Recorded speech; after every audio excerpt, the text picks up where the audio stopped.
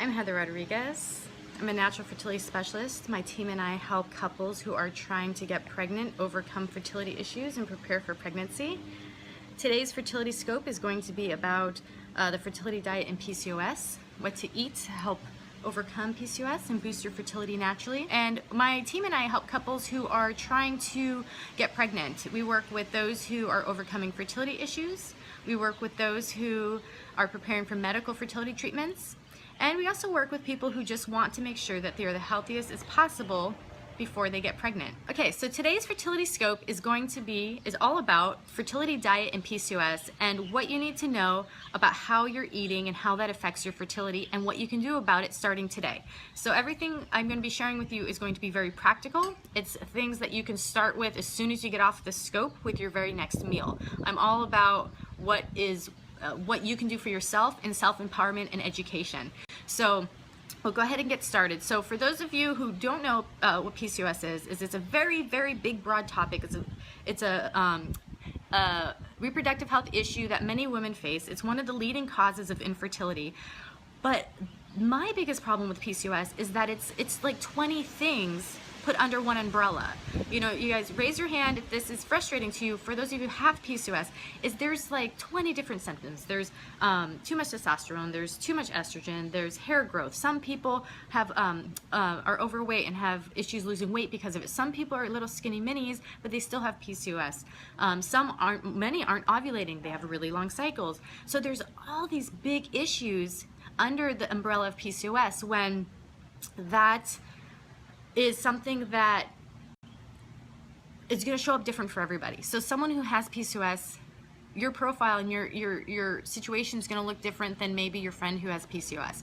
So the way that we like to approach this with natural health and with natural living is we like to help support the systems of the body that are responsible for keeping balance, that are responsible for hormonal balance, that's responsible for liver health, which is really important for hormonal function. So we kind of approach it differently. When you're looking at a medical approach to it, you would want to force the body to ovulate, or you'd want to force the metabolism to do a certain thing. Whereas with natural health, we're going to help support the systems, and we're going to help to slow down and regulate everything so that the body can help to balance out the situation. So a very different approach. So there's a couple things about PCOS and why, if you are experiencing PCOS with fertility and you're trying to get pregnant, that needs to be addressed and that needs to be talked about, because this is very serious. So PCOS, one of the main things about it is it has an insulin resistance component to it. So this is one of the reasons that a lot of the issues are happening. So it may show up as lack of ovulation, or it may show up as hair growth because of hormonal imbalance that is caused from many steps before the insulin resistance. So insulin resistance means that the body is pumping out insulin and the body is not responding to it. It's not doing what it's supposed to with the insulin in the system, and so the body makes more and it's become resistant to insulin. This is unfortunately a precursor to type 2 diabetes. So this is something that should be taken very seriously. I don't say this to scare you, but this is the beginnings of that. So it's something that's very serious, but it's something that can be directly impacted by diet, which is in your hands. You can totally have an impact on this. So that's one of the reasons I'm so passionate about it, is because you don't have to rely on someone outside of yourself to make this difference for you. You can do it. So that's why what I'm going to share with you, the things that you can do, like starting right after this scope. So the thing with PCOS is that women who have insulin resistance are 4 to 5 times more likely to have miscarriage. So that's the big problem that we run into with PCOS, is that there's a high rate of miscarriage. And cycles are so long that it takes so long to get a chance of ovulation, and then the chances are higher of miscarriage. So that's a really bummer deal. But you can have an effect on insulin resistance. I'm not ever going to say that you can cure it, because as natural health practitioners, we don't cure disease. We work on helping the systems to be healthy. You can keep it in check for sure with diet. I mean, there's tons of studies outside of fertility that show that diet is one of the main things that has an impact on insulin resistance. So, so that's kind of like the main reason that we want to be focusing on this and why this is so important, are those factors. Having PCOS, the reason many can't get pregnant is going to be because of lack of ovulation. and the cycles being so long, and then being able to carry the pregnancy to term, as well as hormonal imbalances. So for step number 1 is going to be to look at your diet. I know that for some of you, you're like, Heather, please just give me a pill. What herb can I take? And I'm telling you, number 1 is going to be diet. That's going to be the biggest thing, because if diet isn't addressed, you can take Vitex, you can take Mock, you can take all this stuff that I would suggest, you can buy all this stuff, but it's not going to work for you if your diet's not in check, because you can't force your body to produce and make something like hormones or to balance itself if it doesn't have the right ingredients, and if your insulin resistance situation is not under control, if your blood sugar is still imbalanced. Okay, so benefits of eating a PCOS diet. The first is going to be, it increases your chances of ovulation. It's going to help to make a better environment for implantation. It's going to have less stagnation in your system. PCOS is a stagnant condition when you've got the cysts in the ovaries that have all the eggs that are not dropping. It's going to decrease the potential of miscarriage, and it's also going to help insulin resistance from moving forward. So there's a couple of keys to eating for PCOS, and this is very helpful for overall fertility, especially because everybody needs to be concerned about keeping their blood sugar levels balanced. The reason is, when so say you eat some candy or you eat a bunch of carbohydrates, your body has a spike of sugar, and your body reacts to that spike as if it's a stressor or an emergency that's occurring, and all of these hormones are dumped into your system that are stress response. So that happens in your system. Your body's completely focused on stress and getting away from the lie-in or whatever it is that your body thinks is happening, because it's triggered stress situation, and circulation gets taken away from your reproductive system. Metabolizing with excess hormones gets taken away. The focus on that gets taken away, because the liver has to focus on getting these stress hormones out of the system and helping to bring the body back to balance. So that's why every person who is trying to get pregnant needs to focus on blood sugar balance. So this is going to be helpful for everybody. So the first thing is I am looking at notes because I don't want to miss anything. Balance your daily protein intake with equal amount of carbohydrates. So there was 2 studies that were done. One that was done on a low carbohydrate, high protein diet. They found that it helped to reduce insulin, it helped with insulin resistance, whereas a high carbohydrate diet, low protein, made insulin resistance worse. So what does that look like? What is a low carb, high protein diet? So that would be one where you're eating a lot of vegetables and proteins.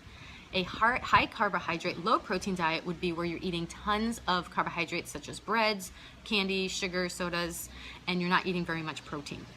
So that's kind of some examples of what that means. They found that a diet containing 25% carbohydrates, so 25% of the food that was being eaten, improved insulin resistance versus the people who were eating a diet that was high in carbohydrates, that was 45% or more in carbohydrates. So just from the recent studies that we've seen, reducing the amount of carbohydrates that you're eating is going to help with insulin resistance. The reason is carbohydrates turn into sugar in your system. So the way to easily do that is every meal that you're eating, you want to make sure that the amount of protein that you're eating is equal or more to the amount of carbohydrates that you're eating. So just for, so that's gonna mean like, okay, so for a meal you might have a nice piece of chicken. That means you're gonna have a little bit of carbohydrates with it and a lot of vegetables. That's how you're gonna get filled up and feel better, is to make sure that you have lots of vegetables with that protein and a little bit of carbohydrates. Also, the form of carbohydrates that you're eating is going to be important. You want whole grain carbohydrates. Ezekiel bread, you can get used to it. I don't know if you guys have eaten Ezekiel bread, how you feel about it, but switching your bread to a whole grain bread or cutting bread out altogether. I know that's pretty hard, not requiring that, but moving more towards that Ezekiel bread or that whole grain bread. Quinoa, spelt, millet, eating these seeds and these carbohydrates that are much slower to be absorbed in the system. This is gonna be a shift for you. You don't have to do this overnight. Pick one meal, focus in on that. Pick on one ingredient, try something new in the store. Buckwheat is fantastic. We're really big on buckwheat. Brown rice. Things that have a lot of fiber, carbohydrates that have a lot of fiber, are going to be better. Seeds such as amaranth, millet, quinoa are going to be better than actual processed grains such as bread and pasta. Just cut out the pasta. So that's step number 1. The step number 2 is going to be foods that are low on the glycemic index. You can do a search online and see which foods, you can see the glycemic index and see how that see the chart for that. So what that means is when you eat something, the glycemic load it has in your system, it'll tell you how much your blood sugar is going to spike from eating that specific food. So for example, something such as oranges are going to be higher in the glycemic index than something such as beans, or so you want to eat things that are lower, that have a lower glycemic load or reaction in the body. So you can look at a chart online to see what those things are. So when you're choosing a fruit, pick something that's lower on the glycemic index for that fruit. Berries, such as blueberries and raspberries, are lower glycemic. Grapefruits are another example, whereas bananas and dates, they're higher glycemic, just to give you something to start with. So learn about that. Vegetables, most vegetables are low glycemic. Nuts and seeds, low glycemic. The next is going to be to eat a diet high in fiber. So this will naturally happen as you're eating more vegetables. So your plate has protein, lots of protein, lots of vegetables, a little bit of carbohydrates. Fiber is going to help to slow down the sugar in your blood, and that's going to make it so that you don't get that big spike in blood sugar. Fiber does something very special for fertility in the system. And who would have thought? It's just fiber, right? But fiber is going to be found in green leafy vegetables. It's going to be found in broccoli, cabbage, anything that you got to chew a lot. It's got a lot of fiber in it. But fiber helps with estrogen metabolism. So with PCOS, there tends to be excess estrogen in the system. Fiber is going to be important for helping to get that out of the system. I would suggest it getting from your food rather than a supplement. Fiber supplements, you can become dependent on those, and that's not a good situation. It can also, too much fiber, like from a supplement, will start leaching your body of minerals. So when you get it from food, that's going to be the best. Again, kale, broccoli, anything you got to chew a lot is going to basically have fiber in it. Any vegetable you have to chew a lot. And then the last tip is going to be eating 5 meals a day. So these are going to be smaller meals. You're going to break up your meals. And the reason for this is this keeps your blood sugar levels balanced. And what I found since I started doing this is that I have more energy, I'm less moody, and I feel better because I'm eating these smaller meals. I don't feel like I need to go take a nap after I eat dinner. So 5 small meals a day. So for instance, what that might look like is for breakfast, you're going to need your protein, right? So you might have some scrambled eggs, and you might have a little bit of oatmeal with that, maybe some coconut oil. Essential fatty acids are awesome. We're not cutting fats out whatsoever. And then maybe some blueberries on that. So that could be your first meal. Second meal could be a fertility smoothie. With PCOS and smoothies, you actually want to make them as not sweet as possible. So that is something that would change from a normal fertility diet. Is with the smoothies, you'd want a low glycemic fruit, such as, I would stick with blueberries or something like that, or omit fruit altogether. And you would do something like coconut milk, almond milk, whatever it is that you like. Kefir, I know a lot of you are making your fertility smoothies with kefir. You've been mentioning that. And then you're going to add a protein. You have to put a protein in your fertility smoothies with PCOS. All fertility smoothies, I would suggest that. And also a fat, because that's going to slow down the absorption of that sugar. So your second meal could be that. Your third meal could be something that's like a turkey lettuce wrap with celery, some hummus. Your next meal could be some chicken with vegetables, and then your last meal can be more of a snack, so it can be like yogurt, some Greek yogurt with some fruit and nuts. It's nice in that last meal to have a fat, because that'll keep you full for the rest of the evening. Whey protein's a fantastic protein for the fertility smoothies. You can also use hemp and rice. I personally love whey. I love how it makes me feel and what it does for my immune system. So, okay, so those are my quick tips. There's a lot more to PCOS, but those are the main fertility diet tips I want you to focus on to get started with. To recap, they are to eat a balanced ratio of protein and carbohydrates, and to focus on lowering those carbohydrates. I'm not telling you to go on an Atkins or to just completely stop eating carbohydrates. Just begin reducing them and replacing them with the whole grain options, and focusing more on the vegetables. The next is to eat a diet high in fiber, which is going to naturally happen by making those changes. Eating foods lower on the glycemic index is the next thing to focus on, and then eating 5 meals a day, breaking your meals into smaller meals throughout the day. Okay, so I hope you guys found this very helpful, and these are the beginning steps to help begin eating a fertility diet and to boost your fertility for PCOS. I appreciate all of you guys. Have a fantastic day. do something good for yourself today, and do something for someone who doesn't even know that you're doing something nice for them, and it'll make you feel really good.